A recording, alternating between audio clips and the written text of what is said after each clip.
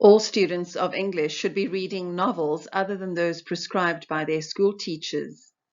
In these video clips, I'll recommend books that I think that you might enjoy. Remember that for IEB English home language students, you should have read 7 additional books by the middle of your matric year. They don't have to be novels. Biographies and memoirs are also acceptable. Every book that I recommend, I have read myself.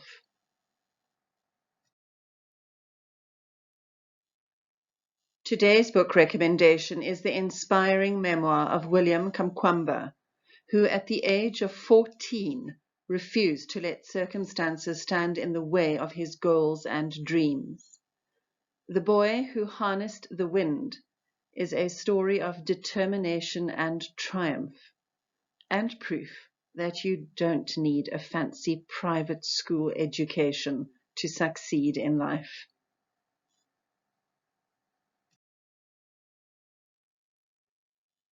At the age of 14, the writer William Kamkwamba decided that his family and the village needed a source of electrical power. So he went to the library, took out a book about harnessing energy from the wind, followed the directions from the book, and built a windmill from spare materials, including an old bicycle. And just like that, his village had electricity. Who says that books can't teach you anything? I recommend that you watch the delightful TED Talk interview with a young William. You'll be captivated by this brilliant but humble man and his can-do attitude to the challenges that life throws at all of us. The cover of the novel depicts a young William looking at his invention, the crudely made windmill that generates electricity to his home. The blurb on the back cover reads as follows. William Kamkwamba was born in Malawi, a country where magic ruled, modern science was a mystery, hunger and drought were a daily reality, and hope and opportunity were hard to find. Faced with crippling adversity and unable to afford the tuition to pursue his passion for science at school, William had a crazy idea. With only a few old textbooks and incredible determination, William constructed a crude windmill. This unlikely contraption would prove to be the small miracle that would eventually bring electricity and water to William's village, changing the community and transforming the lives of those around him.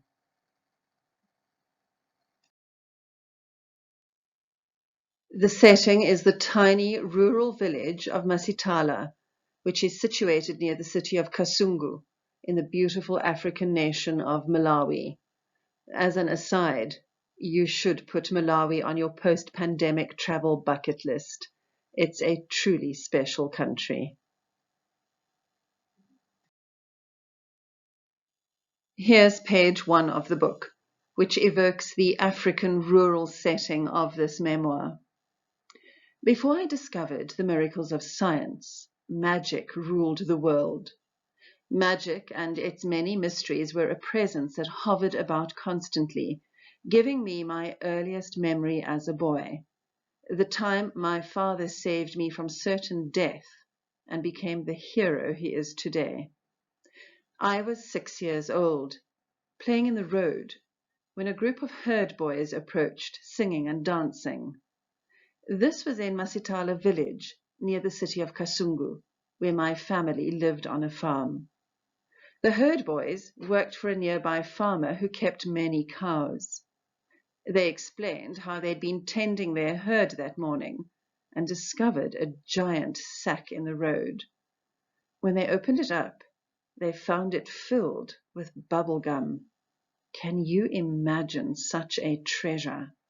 I can't tell you how much I loved bubble gum. Shall we give some to this boy? One asked. I didn't move or breathe. There were dead leaves in my hair. Why not? Said another. Just look at him. One of the boys reached into the bag and pulled out a handful of gumballs, one for every color, and dropped them into my hands. I stuffed them all in my mouth. As the boys left, I felt the sweet juice roll down my chin and soak my shirt.